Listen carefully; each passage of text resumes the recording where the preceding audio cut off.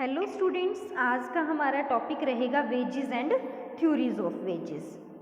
Wages and theories of wages. अगर हम बात करें इसमें सबसे पहले ये डिस्कस करें कि वेजेस क्या होता है। वेजेस है एक कॉन्ट्रैक्ट के अंदर दी गई वो अमाउंट है जो एम्प्लॉयर के द्वारा एम्प्लॉय को उसके सर्विसेज के बदले में जो पे किया जाता है उसे हम क्या कहते हैं, वेजेस। वेजेस आप एम्प्लॉयर एम्प्लॉय को पर डे के हिसाब से, पर मंथ के हिसाब से, पर वीक के हिसाब से, पर आवर के हिसाब से या पर यूनिट के हिसाब से आपकी वेजेस डिटरमाइन हो सकती हैं। यानी कि मजदूरी का मतलब क्या है कि एम्प्लॉयर के द्वारा एम्प्लॉय को उसके बदले में दी गई सर्विसेज के बदले में जो भुगतान किया जाता है उसको हम क्या कहेंगे, वेजेस कहेंगे। आधुनिक युग में जहाँ मशीनों के साथ साथ काम किया जाता है वहीं उसके साथ साथ लेबर की इम्पोर्टेंस भी बहुत ज़्यादा बढ़ चुकी है। तो जो वेज रेट डिसाइड करना बहुत मुश्किल हो जाता है एम्प्लॉयर के द्वारा। पुराने टाइम में क्या होता था कि जो एम्प्लॉयर ने वेजेस डिसाइड कर दी, वर्कर्स उसी पे काम करने के लिए तैयार हो जाते थे। लेकिन आज के टाइम में ये बहुत ज़्यादा कन्फ्लिक्शन की स्थिति पैदा हो जाती है क्योंकि एम्प्लॉयज़ जो हैं ज़्यादा वेजेस की डिमांड करते हैं और एम्प्लॉयर कम पे करना चाहते हैं।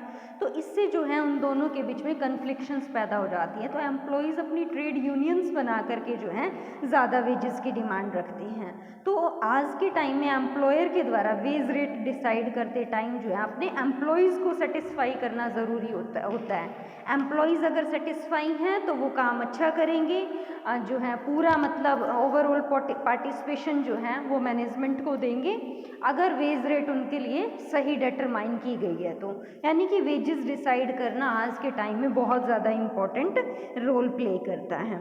अगर हम इसकी डेफिनेशन की बात करें तो वेजेस क्या है, wages are a sum of money paid under contract by an employer to a worker for services rendered. Employer के द्वारा वर्कर्स को उसकी सेवाओं के बदले में जो भी भुगतान किया जाता है, जो राशि दी जाती है वो क्या है बच्चे, वेजेस। अगर हम इसकी करेक्टरिस्टिक्स की बात करें, वेजेस की करेक्टरिस्टिक्स क्या है कि वेजेस का जो भुगतान है वो एम्प्लॉयर और एम्प्लॉय के बीच में जो कॉन्ट्रैक्ट हुआ है उसके थ्रू होगा कि एम्प्लॉयर और एम्प्लॉय के बीच में जो कॉन्ट्रैक्ट हुआ है, क्या टर्म्स एंड कंडीशन डिसाइड हुए हैं उसके बेस पे उसकी पेमेंट होगी। एम्प्लॉयर के द्वारा एम्प्लॉय को जो भी वो सर्विसेज प्रोवाइड करवाता है एम्प्लॉय, सर्विसेज के बदले में जो भुगतान किया जाता है, जो पारिश्रमिक दिया जाता है वो वेजेस है। वेजेस नकद में भी हो सकती है और वास्तविक में भी हो सकती है। यानी कि आप किसी को कैश पेमेंट भी कर सकते हो और आप एज अ जो है गुड्स के रूप में भी उसको कुछ प्रोवाइड करा रहे हो तो वो भी इसके अंदर आ जाएगा। मजदूरी के अंदर भत्ते भी शामिल होते हैं, जो आपके अलाउंसेस वगैरह हैं वो भी इसके अंदर इंक्लूड हो जाते हैं। वेजेस क्या है, वीकली, मंथली, पर आवर के हिसाब से, पर यूनिट के हिसाब से डिसाइड हो जाती है। यानी कि आप अपने वर्कर को 1 घंटे के कितने पे करते हो, यानी कि या फिर आप इस तरीके से डिसाइड करते हो कि एक वर्कर अगर एक दिन में 100 यूनिट बना रहे हैं, 1 यूनिट बनाने के आप उसे 5 रुपये दे रहे हो तो 100 यूनिट बनाने के आप उसे 500 रुपये पे कर रहे हो। तो इस तरीके से भी डिसाइड हो सकती है। वेजेस क्या है, जैसे जैसे आपके वर्किंग आवर्स में चेंज आता है तो उसके अकॉर्डिंग चेंज भी हो सकती हैं। आप एक दिन में 4 घंटे काम करते हो तो आपको 4 घंटों की मिलेगी, आप एक दिन में 6 घंटे काम करते हो तो आपको 6 घंटे के हिसाब से मिलेगा। तो वेजेस का जो डिसीजन है वो टाइम और काम के अनुसार भी किया जा सकता है। जितना आपने टाइम डिवोट किया, जितना आपने काम किया उसके अकॉर्डिंग भी आपकी वेजेस का डिसीजन हो सकता है। नेक्स्ट है wages determine factor affecting wage rate को। कौन कौन से ऐसे फैक्टर्स हैं जो अफेक्ट करते हैं वेज रेट को? बहुत सारे फैक्टर अफेक्ट करते हैं, जैसे demand and supply of labour है, supply and demand of labour. Labour की जो डिमांड एंड सप्लाई है वो बहुत ज़्यादा अफेक्ट करती है।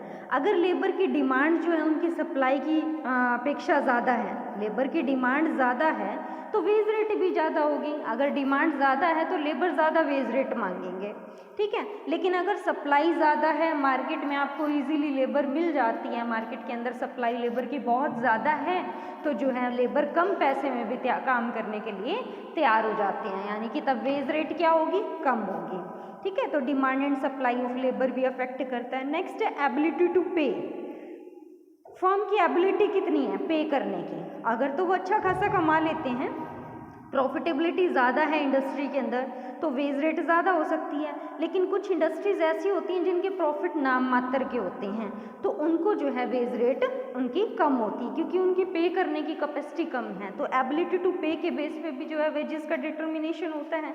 प्रिवेलिंग वेज रेट कितनी है, मार्केट के अंदर वेज रेट क्या डिसाइड की गई है, मार्केट के अंदर जो बाकी इंडस्ट्रीज काम कर रही हैं सेम बिजनेस वाली, वो किस रेट पे वर्कर को वेजेस दे रही हैं, मतलब किस रेट से जो है प्रोवाइड करा रही हैं। मार्केट के अंदर जो वेज रेट चली हुई है हमें उसके अकॉर्डिंग भी ध्यान में रखना पड़ता है। अगर मार्केट में अदर इंडस्ट्रीज जो है सेम हमारे जैसा ही प्रोडक्शन करने वाली जो इंडस्ट्रीज हैं वो मार्केट में हाई वेज रेट दे रही हैं वर्कर्स को, तो हमें भी हाई वेज रेट की पेमेंट करनी पड़ेगी वर्कर्स को, अदरवाइज फिर हमें लेबर नहीं मिल पाएगी काम करवाने के लिए।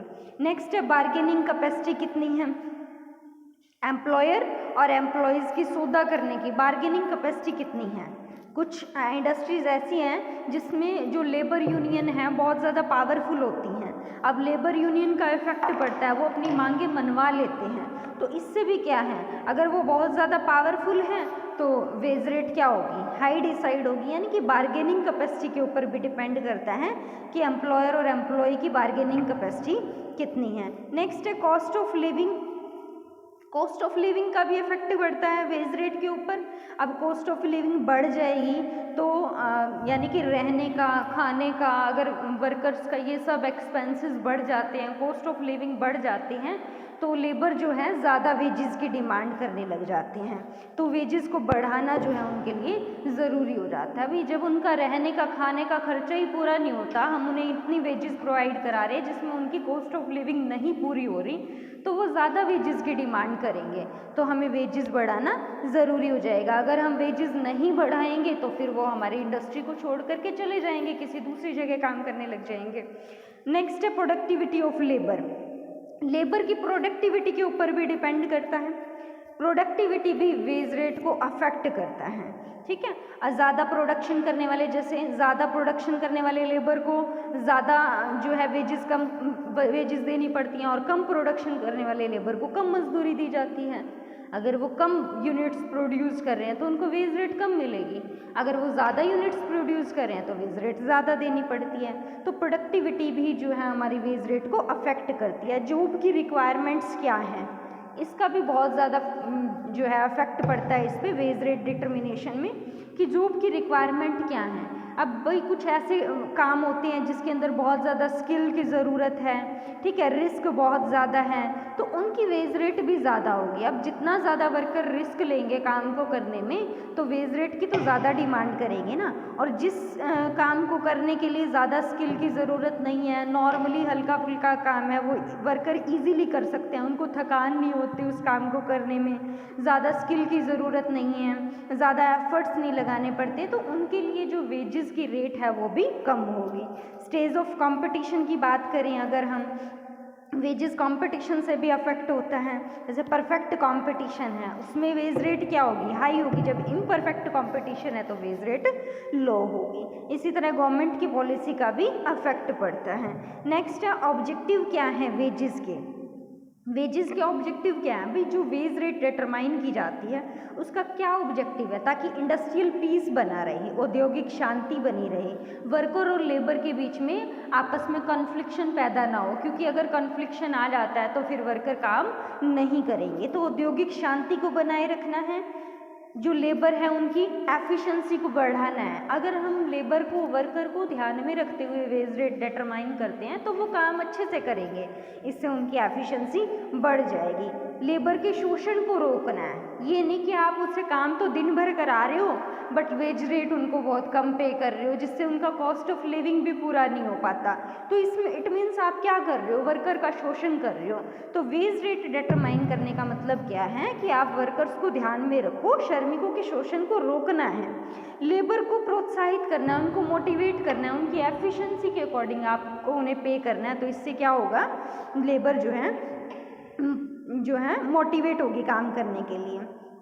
कंपटीशन को हटाना है, नेशनल इनकम को इंक्रीज़ करना है, लेबर यूनियन को स्ट्रॉन्ग बनाना है, देश के अंदर शांति और सुरक्षा स्थापित करना है। क्योंकि अगर आप उन्हें अच्छे वेज रेट नहीं डिसाइड किया, आपने उनके लिए लेबर को ध्यान में नहीं रखा आपने वेज रेट डिसाइड करते टाइम, तो क्या होगा, देश में शांति और सुरक्षा खत्म हो जाएगी, वो दंगे करना स्टार्ट कर देंगे, हड़ताल, तालाबंदी, घेराव वगैरह होना स्टार्ट हो जाएगा।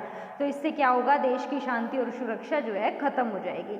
तो यानी कि वेज रेट डिसाइड करने की ये सारे ऑब्जेक्टिव्स हैं।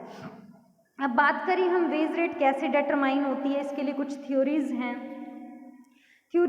The substance theory of wages हैं, डेविड रिकार्डो ने दिए हैं एंड लास्ले ने दिए हैं। डेविड रिकार्डो ने 1772 से 1823 और लास्ले ने 1825 टू 1864 तक इसका लाइफ स्पैन था।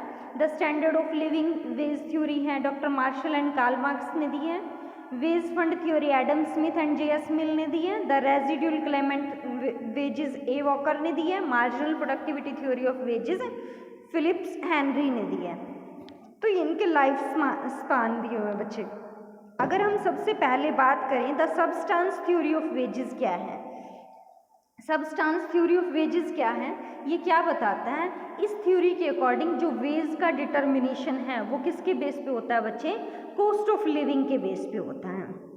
ये इसका फिगर बनाया गया, ओ एक्स पे डिमांड को दिखाया गया, ओ वाई पे वेजेस दिखाया गया है। ये जो ओ एक्स के सामने जो लाइन खींची गई है इसको बोलते हैं आयरन लॉ ऑफ वेजेस। इस सिद्धांत को मजदूरी का लौह नियम भी कहा जाता है। ये क्या बताती है बच्चे आपको कि लॉन्ग टर्म में जो वेजेस का डिटर्मिनेशन है वो कॉस्ट ऑफ लिविंग के बराबर रहता है। लॉन्ग टर्म के अंदर जो वेज का डिटर्मिनेशन है वो कॉस्ट ऑफ लिविंग के बराबर रहता है। शॉर्ट टर्म के अंदर अगर वेजेस जो हैं कॉस्ट ऑफ लिविंग से बढ़ जाती है, शॉर्ट टर्म में अगर वेजेस न्यूनतम जीवन निर्वाह से ज़्यादा हो जाती है तो लोग क्या है ज़्यादा संतान पैदा करने लग जाते हैं। वो ये सोचते हैं कि ज़्यादा संतान पैदा होंगी तो इससे पॉपुलेशन इंक्रीज़ होगी तो हमें और ज़्यादा वेजेस मिलेंगी, हमें और ज़्यादा जो है हम अपनी लग्जरी गुड्स की डिमांड को भी पूरा कर सकते हैं। तो वो ज़्यादा संतान उत्पन्न करने लग जाते हैं। इस थ्योरी में इन्होंने ये बताया। तो फिर क्या होगा, अब ज़्यादा संतान पैदा होने लगी तो इससे क्या होगा, पॉपुलेशन इंक्रीज़ हो जाएगी। पॉपुलेशन इंक्रीज़ हो जाएगी तो फिर जो आपकी बढ़ी हुई वेज रेट थी वो कम होकर के फिर किसके बराबर आ जाएगी, जीवन निर्वाह स्तर पर आ जाएगी। ठीक है। इसके विपरीत अगर लॉन्ग टर्म में मजदूरी की दर न्यूनतम जीवन निर्वाह स्तर से कम होती है, अगर लॉन्ग टर्म में आपकी मजदूरी की जो दर है वो न्यूनतम जीवन निर्वाह स्तर से कम होती है तो इसका मतलब लोग अपना खर्चा भी पूरा नहीं कर पा रहे। अब जीने के लिए उन्हें रोटी चाहिए, कपड़ा चाहिए, मकान चाहिए, खाने पीने के लिए, अपने बच्चों के पालन पोषण के लिए ये सब चाहिए, लेकिन उनकी लॉन्ग टर्म में ये डिमांड पूरी नहीं हो पा रही, उनकी वेज रेट इतनी नहीं है कि वो अपनी कॉस्ट ऑफ लिविंग को पूरा कर पाएँ। तो फिर क्या होगा, इससे जो है भूखमरी आ जाएगी। लोग क्या करेंगे, भूखमरी आ जाएगी, अपना जीवन यापन नहीं कर पाएंगे तो डेथ रेट बढ़ जाएगी, और फिर डेथ रेट बढ़ जाएगी तो फिर कॉस्ट ऑफ लिविंग जो है मजदूरी दर फिर से बढ़ा दी जाएगी जिससे वो कॉस्ट ऑफ लिविंग के बराबर आ जाए। तो यानी कि जो लॉन्ग टर्म के अंदर जो है जीवन निर्वाह के बराबर रहती है, इसलिए इसको आयरन लॉ बोला जाता है, आयरन लॉ ऑफ वेजेस, मजदूरी का लौह नियम कहा जाता है। ये बताते हैं कि लॉन्ग टर्म में मजदूरी की दर जो है जीवन निर्वाह के बराबर बनी रहती है। ठीक है। शॉर्ट टर्म में अगर आपकी वेज रेट इंक्रीज हो जाती है तो लोग ज़्यादा संतान पैदा करनी शुरू कर देते हैं, जिससे फिर पॉपुलेशन बढ़ जाएगी, फिर दोबारा से वेज रेट कम हो जाएगी। कॉस्ट ऑफ लिविंग के एक टाइम ऐसा आएगा जब वो कॉस्ट ऑफ लिविंग के जब तक बराबर नहीं होती, यानी कि लॉन्ग टर्म के अंदर वो कॉस्ट ऑफ लिविंग के बराबर रहेगी ही रहेगी। ठीक है बच्चे। जैसे ये ओ एक्स पे आपको डिमांड दिखाया गया, ओ वाई पे वेजेस दिखाया गया। लेबर की डिमांड डी डी से बढ़कर के D1 हो जाती है तो लॉन्ग टर्म में मजदूरी की दर क्या है, एक समान बनी रहती है। डी से बढ़ करके D1 हो गई तो लॉन्ग टर्म में क्या है, वेजेस की रेट जो है समान बनी रहेगी, ना बढ़ेगी ना कम होगी, ये लॉन्ग टर्म में ये रहेगी। इसको आयरन लॉ ऑफ वेजेस बोला जाता है, क्योंकि अगर बढ़ जाती है शॉर्ट टर्म के अंदर, अगर बढ़ेगी तो लोग ज़्यादा संतान पैदा करनी शुरू कर देंगे ये सोच करके कि भाई इन फ्यूचर हमें ज़्यादा वेज रेट मिलेगी। ठीक है, ज़्यादा पैसा अर्न कर लेंगे हम। फिर एक टाइम ऐसा आएगा कि उन्हें कम करना पड़ेगा,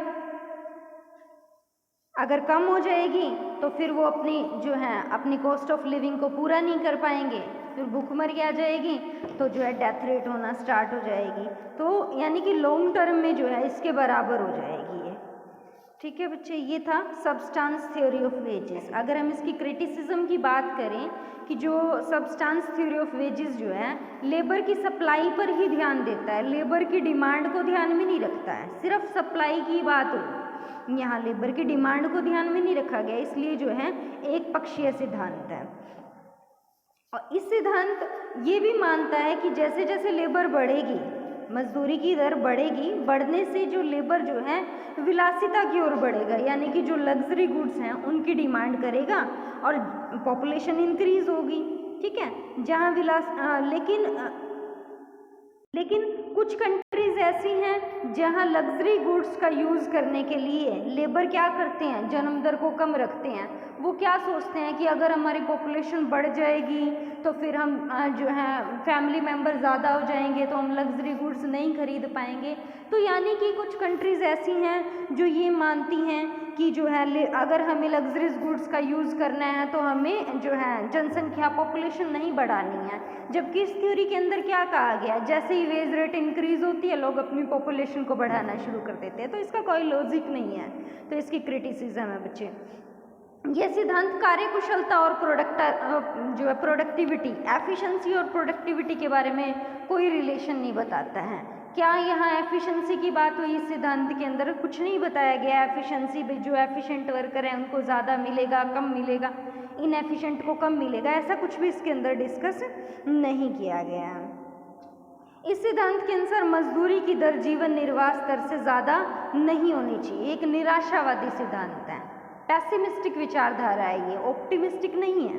भाई अगर कॉस्ट ऑफ लिविंग से ज़्यादा अगर हम वेज रेट दे रहे हैं उनको, तो इसके अंदर जो है ऐसा कुछ नहीं बताया गया है कि यही बताया गया कि लॉन्ग टर्म के अंदर जो है कॉस्ट ऑफ लिविंग के बराबर ही रहेगी वेज रेट, उससे ज़्यादा नहीं दे सकते आप।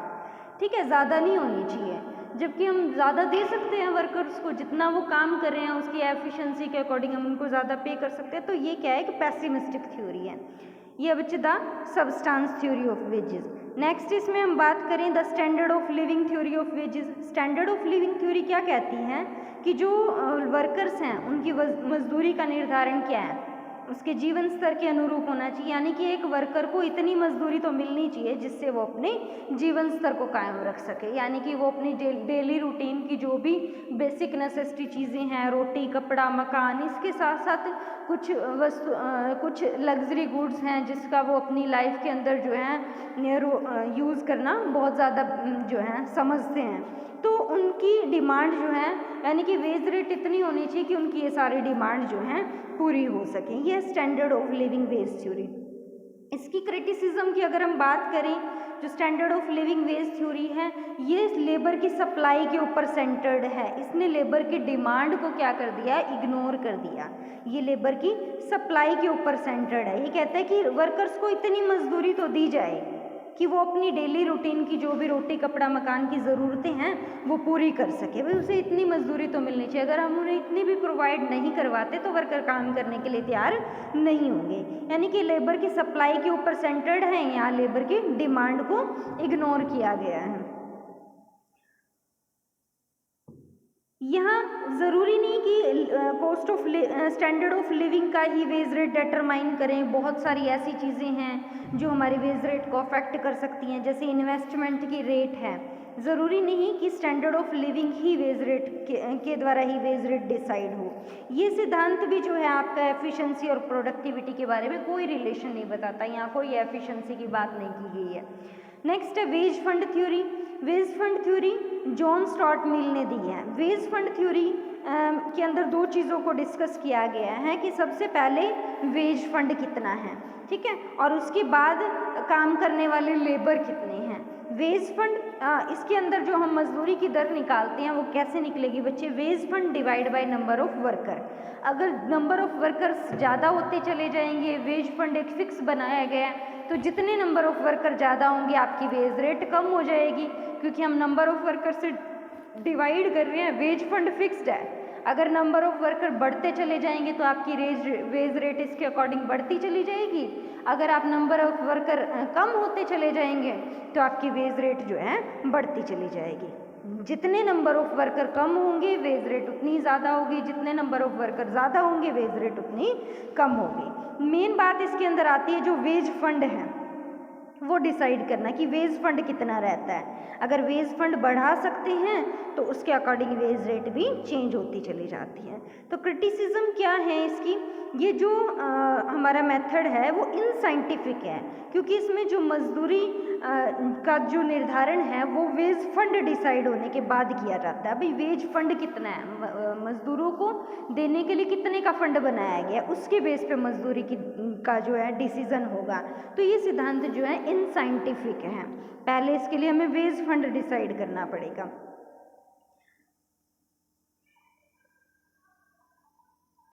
ये सिद्धांत भी जो है एफिशिएंसी और प्रोडक्टिविटी के बीच में कोई रिलेशन नहीं बताता कि वर्कर्स की एफिशिएंसी क्या है, उसकी प्रोडक्टिविटी कितना प्रोडक्शन हो रहा है, इस सब के बारे में जो है इसने कोई रिलेशन नहीं बताया। ये सिद्धांत ये नहीं बताता कि वेज फंड का सोर्स क्या है, कैसे बनता है, कहाँ से आता है, कब बनाएंगे वेज फंड, उसके अंदर अगर हमें इंक्रीमेंट करना है या डिक्रीमेंट करना है कैसे होगा, इसके बारे में कुछ भी नहीं बताया गया। तो ये इसकी क्रिटिसिज्म है। ये थी वेज फंड थ्योरी। नेक्स्ट इसकी हम बात करें residual Clement theory. Residual Clement theory क्या है? रेजिडुअल क्लेमेंट थ्योरी क्या कहती है कि प्रोफेसर वॉकर ने दी है, ये सिद्धांत बताता है कि जो टोटल प्रोडक्शन होगा उसमें से आप रेंट घटा दो, आप इंटरेस्ट घटा दो, आप प्रॉफिट घटा दो, वो सारा कुछ निकालने के बाद जो बचेगा वो वर्कर को मिलेगा, वो उसके बेस पे वेज रेट डिसाइड होगी। रेजिड्यूल नाम से पता चल रहा है जो बचा कुचा है। जैसे वेजेस कैसे डिसाइड होगी, टोटल जितना प्रोडक्शन है उसमें से आपने रेंट पे करना है वो करो, इंटरेस्ट दे रहे हो वो दो, प्रॉफिट भी घटा दो, जो कुछ बचेगा वो किसको मिलेगा? वर्कर्स को मिलेगा। ठीक है, तो इस सिद्धांत का क्या गुण है कि श्रमिकों का कार्य जो है कुशलता उत्पादकता पर विशेष ध्यान दिया गया है। कार्य कुशलता में वृद्धि होने पर प्रोडक्टिविटी बढ़ेगी तो उन्हें मजदूरी ज़्यादा प्राप्त होने की संभावना है। इसके अकॉर्डिंग जैसे जैसे उनकी एफिशिएंसी, अब टोटल प्रोडक्शन पर ध्यान दिया ना, अगर एफिशिएंसी बढ़ेगी तो प्रोडक्शन बढ़ेगा, प्रोडक्शन बढ़ेगा तो उसकी वेज रेट भी ज़्यादा डिसाइड होगी। तो इसके अंदर इस चीज़ को ध्यान में दिया गया। पीछे जितनी भी हमने 3 थ्योरीज पढ़ी उसके अंदर एफिशिएंसी और प्रोडक्टिविटी में कोई रिलेशन नहीं बताया गया था। अगर हम इसकी क्रिटिसिज्म की बात करें तो ये सिद्धांत भी एक पक्षीय है, श्रम की पूर्ति पक्ष को ध्यान में नहीं देता। यहाँ सिर्फ लेबर की डिमांड को ध्यान में रखा गया, उसकी प्रोडक्टिविटी और एफिशिएंसी को ध्यान में रखा है, सप्लाई को ध्यान में नहीं रखा गया है। अब और सबसे बड़ी इसकी क्रिटिसिज्म क्या हो सकती है कि अगर कोई सरप्लस नहीं रहता, कोई रेजिडुअल क्लेमेंट नहीं बचता तो वर्कर्स की मजदूरी जो है वो ज़ीरो के बराबर हो सकती है। लेकिन प्रैक्टिकली कभी भी ऐसा नहीं होता कि हम वर्कर से काम करा लें और उसके बदले उसको कुछ भी पे ना करें।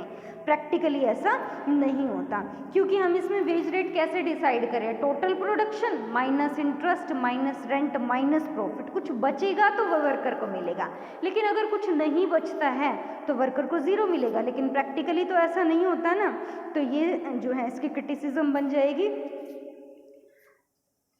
नेक्स्ट इसमें हम बात करें marginal productivity theory of wages. Marginal productivity theory of wages सबसे पुराना, सबसे इम्पोर्टेंट सिद्धांत है।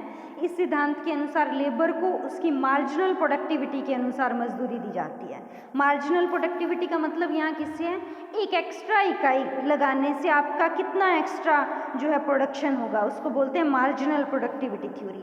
तो यहाँ जो वेज रेट है उनकी मार्जिनल प्रोडक्टिविटी के अकॉर्डिंग जो है वेजेस दी जाती हैं। जैसे एक मान लीजिए किसी इंडस्ट्री के अंदर 50 लेबर काम करते हैं तो उनको टोटल अर्निंग 2000 रुपये की होती है। अगर एक लेबर और लगाते यानी कि अभी 51 लेबर काम करेंगी तो 2050 रुपये की अर्निंग होगी, यानी कि एक लेबर एक्स्ट्रा लगाने से 50 रुपये की अर्निंग एक्स्ट्रा हुई ना।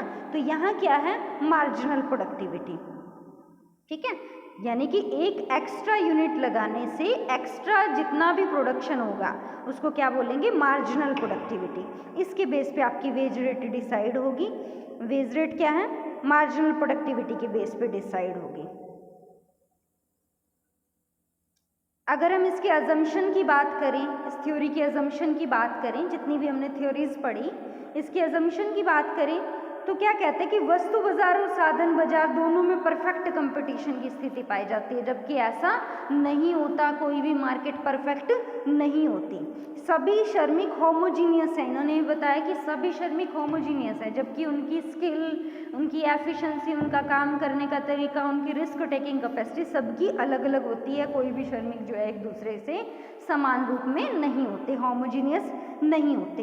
कहते कि सभी श्रमिक एक स्थान से दूसरे स्थान पर रिप्लेस किए जा सकते हैं, हाँ किए जा सकते हैं कुछ हद तक, लेकिन अगर किसी श्रमिक को कोई किसी ज़्यादा एक काम के अंदर ज़्यादा परफेक्शन है उसकी, तो किसी दूसरे काम को करने में नहीं भी हो सकती। तो ज़रूरी नहीं कि हमेशा ही वो एक दूसरे के सब्स्टिट्यूट के रूप में काम करेंगे। ये सिद्धांत की अवस्था में पूर्ण रोजगार की मान्यता पर आधारित है। ये सिद्धांत जो है परफेक्ट जो है एम्प्लॉयमेंट के अजम्पशन के ऊपर डिपेंड है, आधारित है। जबकि वास्तविक जीवन में बेरोजगारी भी पाई जाती है, तो पूर्ण रोजगार की मान्यता तो हम नहीं कह सकते। ये सिद्धांत लॉन्ग टर्म में लागू होता है। उन्होंने कहा कि जो प्रोडक्शन की जो टेक्निक है वो अनचेंज रहती है, जबकि उसमें चेंजेस होते रहते हैं। जैसे जैसे जो है नया इनोवेशन होते रहते हैं, उसी तरह टेक्नोलॉजी के अंदर भी चेंजेस होते रहते हैं।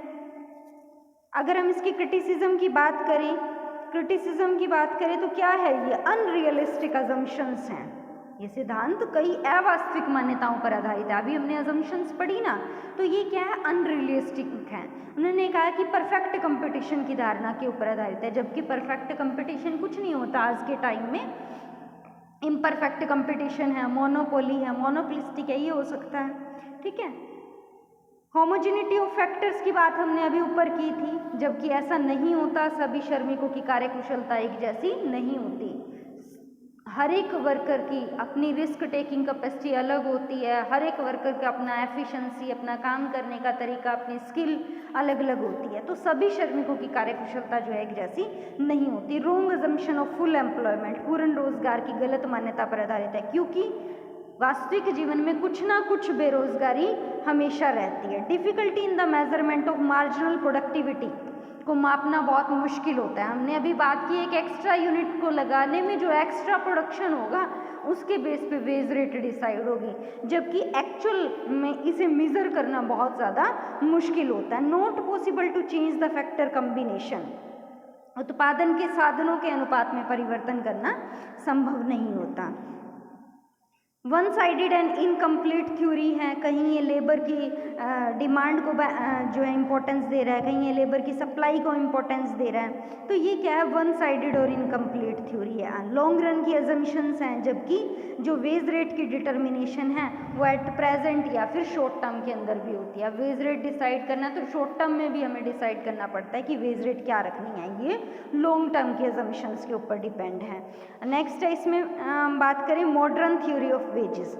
मॉडर्न थ्योरी ऑफ वेजेस क्या है, जैसे नॉर्मल हम करते हैं, वेज रेट का डिटर्मिनेशन है, नॉर्मल हम करते हैं तो जैसे किसी भी वस्तु की डिमांड, जैसे हम देखिए, जैसे किसी वस्तु की कीमत है कैसे डिसाइड होगी, उसकी मांग और पूर्ति के द्वारा, डिमांड और सप्लाई के द्वारा डिसाइड होगी। उसी तरीके से वेज रेट का जो डिटर्मिनेशन है वो भी लेबर की डिमांड और सप्लाई के द्वारा होता है। लेबर की डिमांड कितनी है, लेबर की सप्लाई कितनी है, उसके बेस पे वेज रेट का डिटर्मिनेशन होगा, जो हमारी मॉडर्न थ्योरी है। मॉडर्न थ्योरी के अंदर लेबर की डिमांड और लेबर की सप्लाई दोनों को कंसिडर किया गया है। जहाँ लेबर की डिमांड लेबर की सप्लाई के इक्वल होगी, उस जो है पॉइंट के ऊपर वेज रेट का डिटर्मिनेशन होगा। अगर हम लेबर की डिमांड की बात करें तो लेबर की डिमांड किस लिए होती है, क्योंकि लेबर प्रोडक्शन करते हैं। इनकी डिमांड जो है डेराइव डिमांड होती है, किसी वस्तु की मांग का उत्पादन करने के लिए, किसी वस्तु का उत्पादन करने के लिए इनकी डिमांड की जाती है। तो इसलिए इनकी डिमांड क्या है, किसी दूसरी से मतलब किसी वस्तु से जुड़ी हुई है, तो इसलिए इसकी डिमांड क्या है, डेराइव डिमांड है। डिमांड फॉर द कमोडिटीज़ की डिमांड है, इसलिए इनकी डिमांड की जाती है। Price of other factor of production, इसके ऊपर भी डिपेंड करती है। अगर अदर फैक्टर ऑफ प्रोडक्शन महंगे हैं, या अगर मशीनों से काम करें, मशीनें महंगी हैं, तो लेबर की डिमांड ज़्यादा होगी, तो इसके साथ भी जुड़ी हुई है। टेक्निकल मैटर्स हैं, ठीक है। टेक्निकल मैटर्स भी लेबर की डिमांड को अफेक्ट करते हैं। जैसे प्रेजेंट में स्वचालित मशीनों के प्रयोग से अगर हम एट प्रेजेंट मशीनों से ज़्यादा काम करने लग जाएंगे लेबर की बजाय, तो लेबर की डिमांड क्या हो जाएगी, कम हो जाएगी। अदर फैक्टर्स ऑफ प्रोडक्शन हैं, अगर वो महंगी हैं तो लेबर की डिमांड क्या होगी, ज़्यादा होगी। ठीक है, तो इस बेस पे लेबर की डिमांड होगी। अगर हम इसके फिगर की बात करें, ये डिमांड ऑफ लेबर है वो एक्स एक्सिस पे दिखाया गया, वेज रेट है। जब OW वेज रेट है तो ON लेबर की डिमांड है। जैसे ही वेज रेट कम हो जाती है तो फैक्ट्री के अंदर लेबर्स की डिमांड क्या हो जाएगी, बढ़ जाएगी। जैसे ही वेज रेट क्या हो जाएगी, OW से कम होकर के OW1 हो जाती है, तो लेबर की डिमांड बढ़ करके ON से ON1 हो जाती है। फिर हम क्या करेंगे, जब हमें सस्ती लेबर मिलनी शुरू हो रही है तो हम क्या करेंगे, ज़्यादा लेबर की डिमांड करेंगे। अगर हम सप्लाई ऑफ लेबर की डिमांड की बात करें, सप्लाई ऑफ लेबर की बात करें, सप्लाई ऑफ लेबर का मतलब क्या है, जो वर्कर्स खुद को रोजगार के लिए मजदूरी दरों पर काम करने के लिए तैयार हैं, काम करने के लिए तैयार हैं, जो वो क्या है, सप्लाई ऑफ लेबर है। यानी कि सप्लाई ऑफ लेबर का मतलब क्या है, काम के उस घंटों से है जिन्हें वो मजदूरी की दर पर काम करने के लिए तैयार होते हैं। वर्कर मजदूरी की विभिन्न दरों पर काम करने के लिए तैयार होते हैं, उसे क्या कहेंगे, supply of labour. Supply of labour की अगर हम बात करें, अगर हम उन्हें ज़्यादा मजदूरी मिल रही है तो वो ज़्यादा काम करने के लिए तैयार होंगे। अगर हम उन्हें वेज रेट ज़्यादा दें, वेज रेट ज़्यादा देने लग जाएं तो लेबर की सप्लाई क्या होगी, ज़्यादा होगी। मार्केट के अंदर हमें ज़्यादा लेबर मिलनी शुरू हो जाएगी। अगर हम उनकी वेज रेट कम रख रहे हैं तो सप्लाई ऑफ लेबर कम होगी, यानी कि इसका क्या होता है, पॉजिटिव रिलेशन होता है। लेकिन एक टाइम के बाद अगर हम वर्कर्स को ज़्यादा भी मजदूरी देने लग जाते हैं, तब वर्कर काम करना पसंद नहीं करते, फिर वो आराम करना पसंद करते हैं। जब उनकी वेज रेट एक लेवल से ज़्यादा हो जाती है तो फिर वो काम करने की बजाय आराम करना पसंद करते हैं। इसलिए जो है इनका जो डिमांड जो सप्लाई कर्व है वो बैकवर्ड स्लोपिंग हो जाता है, पीछे की तरफ मुड़ जाता है।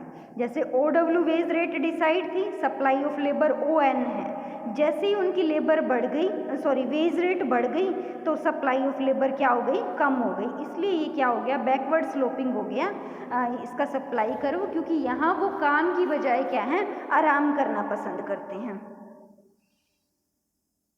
थैंक यू बच्चे।